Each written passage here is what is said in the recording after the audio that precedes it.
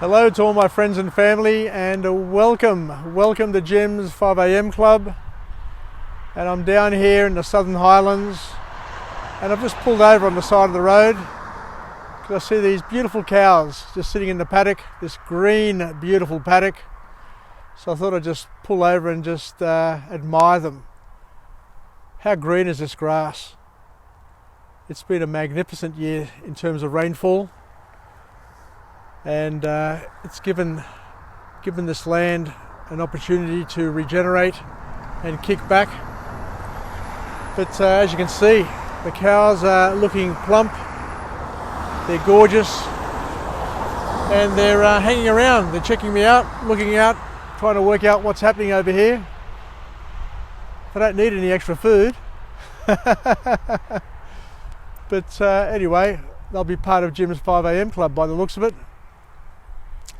Anyway, what are we going to talk about today? I'm not sure of what I want to talk about, and I'm trying to get inspired by these cows here. But we've got white cows on one side and black cows on the other side of the fence. And if they mix together, we'll get what we've got across the road there. We'll get black and white cows in a herd. Anyway, what are we going to chat about? Let me just come down a little bit further. Hopefully I don't step on a snake or anything. But let me go close to the fence. Hopefully it's not electrocuted. If you see me sparking up and shouting, you'll know that I've touched an electrocuted fence. Anyway, let's have a chat about a topic that I've got near and dear to my heart. Let me just call these cows in. Well,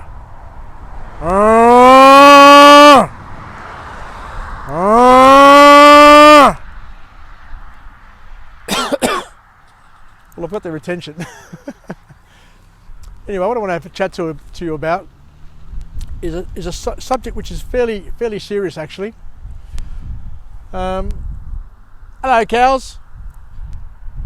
I made an observation years ago that I had an uncle of mine who spent his whole lifetime just trying to prove his parents wrong, to prove his mother and his father wrong, and it happened in a whole spectrum of different areas of his life. But I think what I'll focus on today is just the religious side of his family.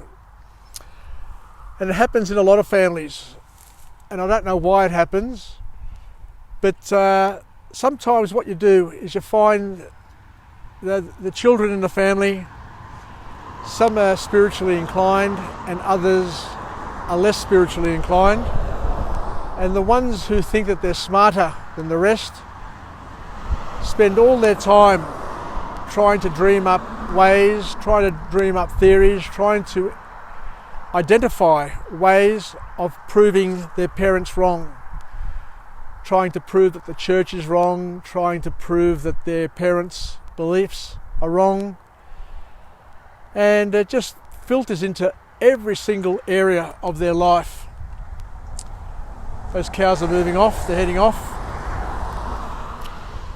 But I don't know what causes it and why it comes about, but it's an observation, as I said, that I've seen across a number of families, and it's quite damaging and debilitating because the parents have tried as hard as they can to pass on to their children a belief system which has been around for a couple of thousand years. And there are people who are much smarter than us who have believed, and there will be people who are much smarter and much better and much more capable than us who will be believers in the future. And there are people who are very educated who are believers, and there are also people who are very educated who are non-believers.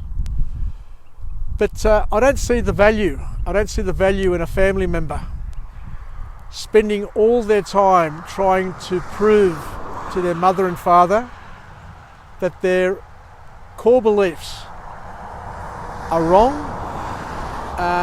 because unless you can replace those beliefs with something which is more empowering, other than just damage them and just annihilate them and just break them apart. Because I always ask people, fair enough, you don't believe in our religion, for example, but what do you believe in? Like, what makes you tick? And do those beliefs that you have, are they empowering? Are they something that's going to help you? Are they going to help your parents? Are they going to help your siblings, your children, to deal with the challenges and the issues that we face in this difficult life?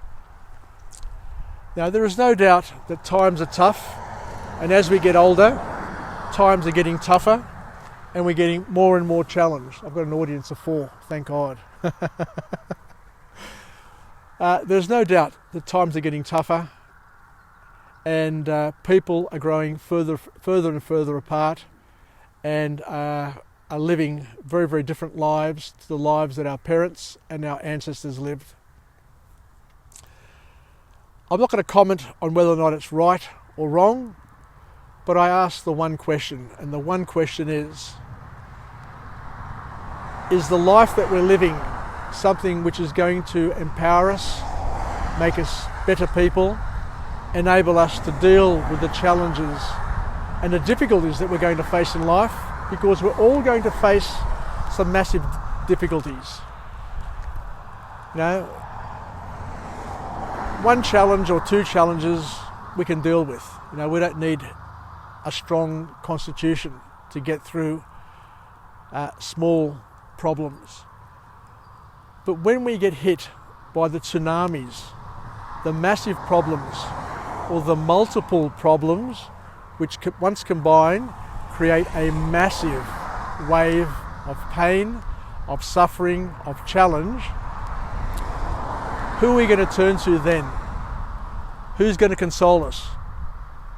I know in my life, when I look back over my life, over my investment life, over my spiritual life, over my career, over every single aspect of my life, when times go bad, when things go wrong, everybody, and I mean everybody, goes missing in action. You turn behind you, just like those cows disappeared. You turn around, and all of a sudden, they're in a distance, and they get further and further in a distance. And you'll find out, you'll see yourself, that when the challenging times come, friends, whilst they're around us when times are good, they're around us when we've got shared interests and shared opportunities and shared fun, friends are in abundance. But when the tough times come, when we have health issues, when we have financial issues, when we have all the other issues, friends will quickly dissipate and disappear. But you'll still be surrounded by your blood relatives. And not all of them, now let's be honest, let's be realistic, not all of them will be around, will be hanging around. But there will be the ones who will still have that sense of duty, that sense of commitment, that sense of connection through the bloodline, through the shared family, through the shared histories, that will be there to be able to assist where possible. Whilst many of us think that we're capable of dealing with all the problems in the world, there are times when those problems hit, you'll lose confidence, you'll lose your capability, you'll lose your sense of ability to deal even with the simplest problems. And loneliness will beset. And as I said, you'll look around and the friends will be in the distance, waving and saying that they're thinking of you and doing the odd Facebook post or whatever. But it's the family the mob, which you see behind me, they'll be the ones who will still be connected together and will hopefully be there to see you off in your tough times and hopefully allow you to get through your tough times. I hope we don't have tough times. I hope we don't face tough times. But unfortunately, I've had a doctor friend of mine tell me that based on his experience, based on his observations, most people, he said, most people usually suffer before they die. And it's just the natural part of life, he says. And we'll probably need some people to care for us, either an institution or family members. But even when I look back when my grandparents were in institutions, my grandmother was in a nursing home. You'd go to the nursing home and you just look around and you see the loneliness. You see the people who hardly get to see any family member, let alone friend, and depend on the nurses, who do a gallant job, may I add, regardless of what the media suggests in terms of COVID and all of those sorts of things. If it wasn't for the nursing staff and the doctors and those people who are with our loved ones on a daily basis, they'd be devastated. So I guess the point that I want to make in finishing off here is that we need to look forward to a compelling future, but know that compelling future will probably not have all the people that are currently in our lives, because they will have disappeared for various reasons. Now, we can't depend on friends, so we need to invest in family and do whatever we can to empower our families, to give them the strength to be able to help us in our time of need, and not to be just duty, but to be through love as well. Anyway, let's finish off on a positive affirmation, on a positive note. I'm alive, I am currently alive, I am currently well, and I currently feel great. And I'll try and do the best I can to keep it going for as long as I can.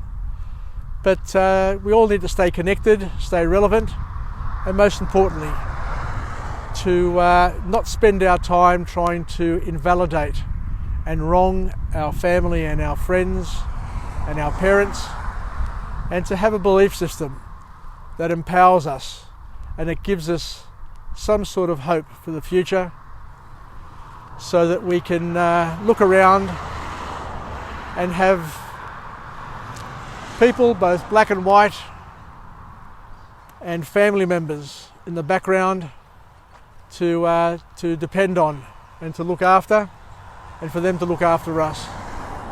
Anyway, take care. It was a bit of a mixed up sort of message today, but it was something that I just decided to do. I just pulled up the car. And the car's there, the door's still open, as you can see, and I'm on my way back to Sydney. But I thought it's such a beautiful place here that I'd like to just pull over and just blurt out a message and deliver another episode of Jim's 5am Club. Anyway, take care, and I look forward to chatting to you again tomorrow from another location with another message, with a book summary, with an observation, with an experience, with a song. Who knows what we're going to come up with tomorrow, but hopefully it'll be of interest and of use to you and I. Yasas, bye for now from Jim's 5am Club, and let's finish off with the cows here. Bye bye cows. Yasas.